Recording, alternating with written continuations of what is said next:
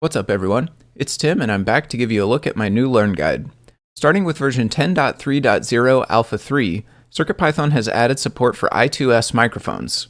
This guide demonstrates the new capabilities with 3 examples.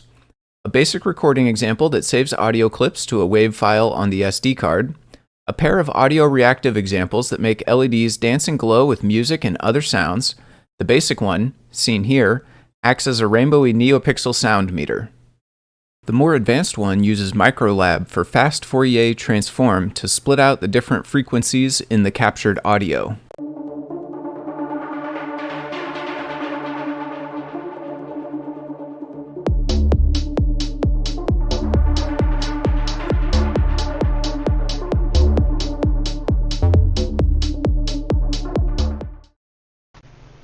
The last example project in the guide is a USB voice-changing microphone that can add fun effects like this.